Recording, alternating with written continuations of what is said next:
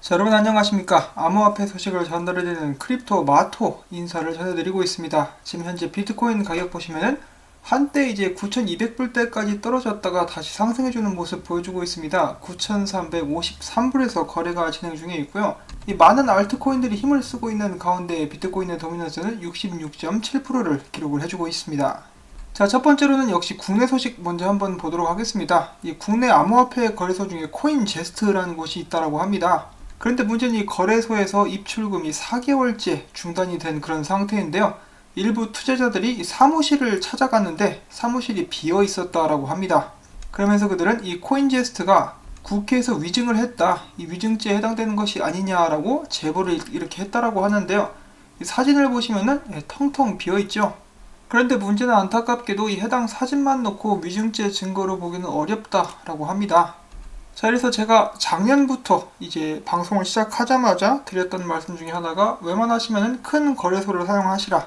뭐 빗썸, 업비트 욕 많이 먹고 있지만은 그래도 국내에서는 믿을 만한 곳들이고, 그게 아니면 바이낸스 같은 곳을 사용을 하셔도 좋고요.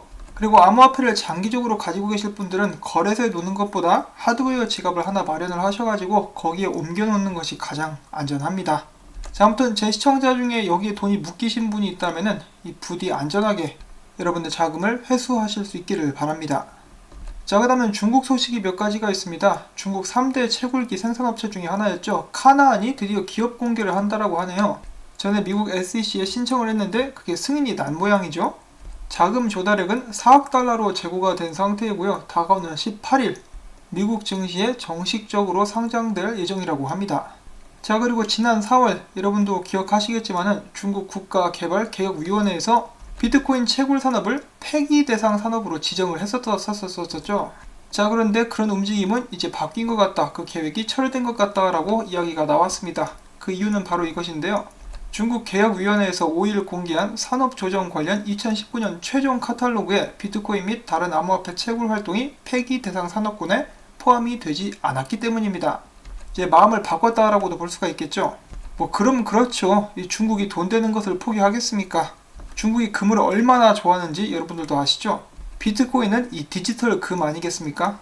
포기해야 될 이유가 전혀 없습니다.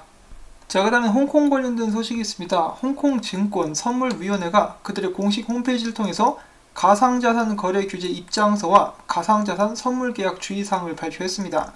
여기서 가장 크게 눈에 띄는 것은 이렇게 명시하고 있는 가상자산 플랫폼, 바로 암호화폐 거래소들을 대상으로 사업자 라이센스를 발급하겠다라고 밝혔습니다.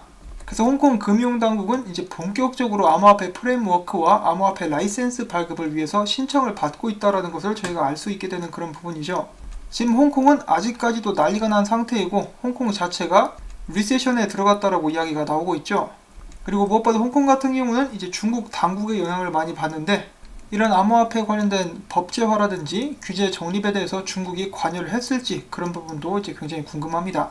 자, 그 다음엔 바이낸스 소식이 있습니다. 계속해서 날아다니고 있는 바이낸스, 이번에는 우크라이나 정부와 손잡고 2019년 말까지 우크라이나 내에서 암호화폐 관련 규제를 만드는데 함께 힘쓰겠다는 발표가 나왔습니다. 이를 위해서 바이낸스는 우크라이나와 이 MOU 양해각서를 체결을 했고요. 해당 사안은 바이낸스의 CEO인 CG가 직접 트위터를 통해서 확인을 해준 사실입니다. 자, 그 아르헨티나도 그랬었죠. 이 바이낸스랑 직접적으로 일을 하고 있는데 바이낸스의 크기가 점점 더 커져가고 있습니다. 어찌 보면 대단하다라고도 볼 수가 있겠고, 다른 한편으로는 이 대한민국도 하루빨리 암호화폐 법제화에 힘쓰는 그날이 올 수 있으면 좋겠다라는 생각이 듭니다. 자, 그 다음에 유럽 관련된 소식이 있는데요. 유럽연합이 유럽중앙은행과 각 회원국의 중앙은행들의 디지털 통화 발행의 검토를 촉구하는 성명을 발표를 했다라고 합니다. 그들은 유럽중앙은행과 각 회원국 중앙은행들은 디지털 통화 발행의 기회와 도전에 대해서 검토를 해야 하며 리스크가 높은 프로젝트는 금지하고 유럽연합 전역에서 암호화폐에 대한 규제 강화를 촉구하는 내용도 포함이 되어 있었다라고 로이터 통신에서 발표를 했고요. 유럽연합의회의 금융 담당은 이렇게 이야기를 합니다. 최소한 암호화폐에 대한 건전한 규제 틀이 필요하다. 유럽연합의 대처는 많이 지연되고 있지만 암호화폐 리브라의 출시가 계획되고 있는 지금이 행동할 때다 라고 이야기를 해주고 있습니다. 그래서 리브라 같은 경우는 지금 욕을 많이 먹고 있지만은 리브라 덕분에 암호화폐 관련된 규제들이 더욱더 빠르게 정립이 되고 있다는 것을 저희가 알 수가 있는 그런 부분이죠. 2019년을 시작하면서 올해는 이제 규제 한 해가 될 것이다 라고 많은 사람들이 이야기를 했는데 그 방향대로 흘러가고 있고, 아이러니하게도 리브라가 정말 많은 도움을 주고 있습니다. 그런데 리브라 같은 경우는 계속해서 전 세계 정부로부터 몰매를 맞고 있습니다. 이번에는 호주 금융당국이 리브라에 대한 세부 정보가 부족하다면서 압박 가능성을 시사했다라고 합니다. 이제 미국 의회에서 리브라 관련된 담당자들을 불러가지고 마크 저커버그도 이제 포함이 됐었죠. 그래가지고 청문회를 열었었는데 이제 그걸로는 부족하다. 호주 금융당국 입장에서는 이 리브라가 기존 금융 시스템을 훼손할 가능성이 있고 페이스북 사용자들에게 피해를 안길 수 있으며 자금 세탁에 이용될 가능성이 있기 때문에 앞으로 압박할 가능성이 높다라고 매체는 보도를 하고 있습니다. 자, 다음은 얼마 전에 있었던 비트맥스 이메일 유출 사건이 있었죠. 이것에 대해서 디지털 보안 전문가가 이야기합니다. 당국이 통용 데이터 보호 규정에 근거해서 비트맥스에 거액의 벌금을 부과할 수 있거나 연방거래위원회가 해당 사건에 대해서 본격적인 조사를 전개할 수 있다. 뿐만 아니라 비트맥스 고객들이 집단 소송을 제기할 가능성도 배제할 수 없다라고 이야기를 했습니다. 이 고약한 비트맥스 놈들 이번에 한번 호되게 당하게 될 수도 있겠습니다. 자, 다음 비트코인 캐시 관련된 소식이 있습니다. 영국의 전기 스쿠터 업체 토바 일렉트릭 바이크가 비트코인 캐시 네트워크 기반의 SLP 토큰을 자사 서비스에 도입한다고 밝혔습니다. 토바는 향후 비트코인 캐시를 통한 제품 구매를 지원하며 SLP 토큰을 기반으로 이용자들에게 인센티브를 제공한다는 방침입니다. 자, 다음 저스틴 선, 이번에도 트위터를 통해서 이야기합니다. 올 연말 트론은 새로운 탈중앙화 금융상품을 출시할 예정이다. 어떤 것이 될지 한번 맞춰봐라 라고 또 이렇게 이야기를 해주고 있죠. 트론도 여러가지로 정말 개발을 열심히 하고 있다라는 생각이 듭니다. 자, 다음은 최근에 있었던 스텔라 루멘의 소각에 대해서 찰리리가 한마디 했습니다.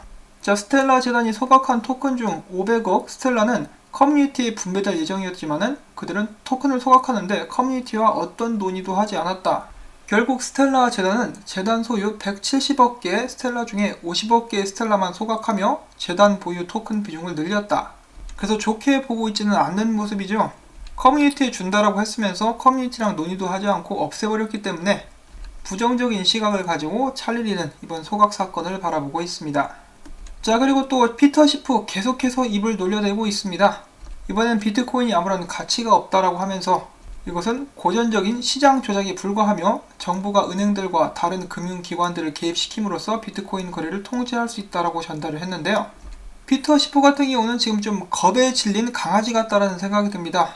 그래도 나이 드신 분한테 개 같다 그러면 좀 그러니까 이 멍멍이 같으신 분이신데, 일단은 이제 경계를 하는 거죠. 이제 비트코인이 금의 자리를 넘볼 수 있을 것 같으니까 금에 있는 시총이 비트코인으로 옮겨갈 수도 있으니까 우리 집 넘어오지 말라고 열심히 이렇게 으르렁 거리고 있습니다. 그런 부분들을 어떻게 해서든 막아보려고 하고 있는 것 같은데요. 저도 금을 되게 좋아하는데 이제 가지고 있지는 않지만 너무 비싸갖고. 자, 아무튼 이 금 같은 경우도 시장 조작의 희생자입니다. 정부와 은행들이 마찬가지로 금을 ETF 등을 통해 가지고 마구마구 조작질을 해대고 있죠. 그러한 예로 얼마 전에 대형 은행인 JP모건에서 조작질하다 걸리지 않았습니까? 비트코인과 금은 한 배를 탄 동지가 아닌가라고 저는 생각을 해봅니다. 자, 그 다음 미국에서 나온 소식. 미국 의회는 암호화폐 파생상품 시장을 관리 감독하는 CFTC에게 각 상품 및 거래에 대해서 더 많은 정보들을 제공할 수 있게 해주는 법안을 의결할 예정입니다. 그들은 이를 통해서 암호화폐 규제와 더불어 시장 조작 및 사기 등을 없앤다는 목표를 가지고 있습니다. 자, 그 다음에 나스닥의 전 CEO가 비트코인에 대해서 이렇게 발언을 합니다. 나는 비트코인을 보유하고 있지 않고 비트코인 투자에 대해서는 중립적인 입장을 가지고 있지만은 암호화폐가 반드시 그 잠재력을 보여줘야만 투기 요소를 없앨 수 있게 될 것이다. 디지털 화폐가 가져오는 사회적 가치는 분명하다라고 이야기를 해줍니다. 또한 이것과 약간 연관이 있을 수가 있겠는데요. 알렉스 크루거는 스톡 투 플로우 모델이 비트코인 가격 분석에 적합하지 않다라고 이야기를 했습니다. 스톡 투 플로우 같은 경우는 과거에 있었던 가격 흐름을 기반으로 미래를 예측하는 그런 모델인데요. 점진적으로 공급량이 줄어드는 비트코인의 기본적인 특징에 스톡 투 플로우 모델을 적용해서 2025년 비트코인이 100만 달러까지 상승하다는 예측은 본질적으로 결함이 있는 분석이다. 결국 비트코인에 대한 수요가 더 중요하다라고 이야기를 해줬는데요. 어느 정도 일맥상통하는 부분이 있습니다. 이 잠재력을 보여주고 수요가 많아지면 비트코인은 성공하게 될 것이다 라고 이야기를 해주고 있는 것입니다. 자, 그 다음으로 준비를 해본 소식, 이 벡트 거래량이 나날이 늘어나고 있습니다. 굉장히 좋은 소식이라고 볼 수가 있겠는데요. 9월달과 10월달에 비해서 11월 정말 많은 거래량을 보여주고 있는 벡트. 지금 보시다시피 이제 개장하고 나서는 죽을 썼죠. 전복죽을 열심히 써가지고 개한테 줬는데 지금은 이제 거래량이 많이 늘어나고 있는 모습을 보여주고 있습니다. 이러한 추세라면은 11월 총 거래량이 2억 달러를 넘을 수 있게 될 전망입니다. 자, 최근에 이 경제 위기에 대해서 사람들이 불안한 의식을 계속해서 가져가고 있는데요. 이 저금리 시대 머니마켓 펀드에 막대한 자금이 몰리면서 향후 암호화폐 등 자산시장의 전반적인 미칠 영향에 큰 관심이 쏠리고 있다고 월스트리트 저널에서 이야기를 하고 있습니다. 지금 현재 머니마켓 펀드에 투자된 자금은 지난 2008년 금융위기 이후에 최고치를 차지를 하고 있는 그런 상황이 보여지고 있고요. 이 유동성 높은 현금성 자산에만 투자하는 머니마켓 펀드가 크게 증가했다는 것은 향후 증시 등 자산시장에 대한 투자자들의 우려를 반영하는 것이기도 하지만 동시에 주식 및 비트코인과 같은 암호화폐의 기회를 의미하게 되는 것일 수도 있다고 그들은 이야기합니다. MMF 같은 경우는 단기 투자 성격이 강하기 때문에 이 자금이 움직이게 된다면 비트코인에게도 큰 호재가 될 수 있다고 하는데요. 지금 현재 투입된 자금의 1%만 비트코인에 투자된다 할지라도 시가총액이 20% 넘게 늘어날 수 있다고 합니다. 1%만 나가도 말이죠. 사람들에게 들어오라고 이렇게 손짓을 해보고 싶은데 이 비트코인의 가능성에 대해서 전 세계 더 많은 사람들이 알게 될 수 있으면 좋겠습니다. 자, 그 다음에 비트코인 차트 및 가격 분석도 알아보는 시간 잠깐 갖도록 하겠습니다. 비트코인 같은 경우는 지금 이 채널 안에서 움직임이 보여지고 있습니다. 이제 오늘 같은 경우 살짝 하락을 했었는데요. RSI를 보시면 헤드앤숄더가 나왔죠. 하락했다가 다시 한번 반등해주고 있는 모습 보여주고 있습니다. 자, 알트코인 같은 경우는 지난 10월 23일 이후로 지금 약 2주 정도가 지났다고 생각을 해볼 수가 있겠는데요. 시총이 무려 25%나 늘어났습니다.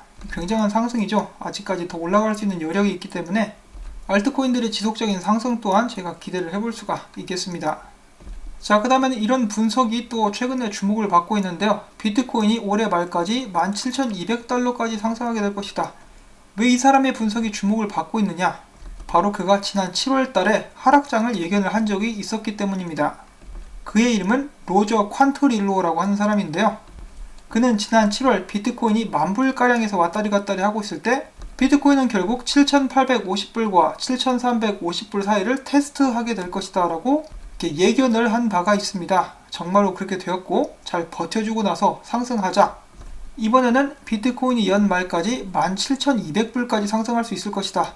자, 비트코인의 하락도 이제 거의 정확한 수준으로 맞췄기 때문에 비트코인 상승 역시 그의 예상이 맞기를 정말 바라봅니다. 자, 또한 참고로 암호화폐 전문 미디어 뉴스 BTC 같은 경우는 비트코인 가격이 일단 9,400달러와 500달러 이상에서 안정이 되면은 강력한 상승을 시작할 가능성이 있다. 이렇게 이야기를 해주고도 있는데요. 지금 현재 9,300불대에서 어느 정도 안정이 되어가고 있는 그런 모습을 일단은 보여주고 있습니다. 또한 지금 이 비트코인 차트를 보시면은 저점이 계속해서 상승하고 있는 모습이 나오고 있죠. 이대로 계속 쭉 올라가가지고 결국에는 위로 꽝 뚫고 올라갈 수 있기를. 그래서 연말에는 비트코인 투자자들, 특히 이제 저희 시청자분들께서 정말 기분 좋게 파티를 하면서 마무리될 수 있기를 한번 바라보면서 오늘 영상은 또 여기서 마무리를 짓도록 하겠습니다. 오늘도 이런저런 정보들, 제 긍정적인 소식들이 주로 많이 나왔었는데요. 한데 모아본 이런 소식들이 여러분들께 도움이 되셨다 싶으시면은 제가 계속해서 열심히 일할 수 있도록 광고 시청, 이 영상에서 광고가 마무리될 때까지 영상 재생 및 시청 다시 한번 부탁을 드립니다. 항상 도와주시는 한 분 한 분 정말 감사의 말씀 전해드리면서 여러분 덕분에 저는 오늘도 살아남고 있습니다. 그러면은 다음에 또 인사드리기로 하고요. 행복한 하루 보내시기를 바랍니다. 안녕히 계십시오.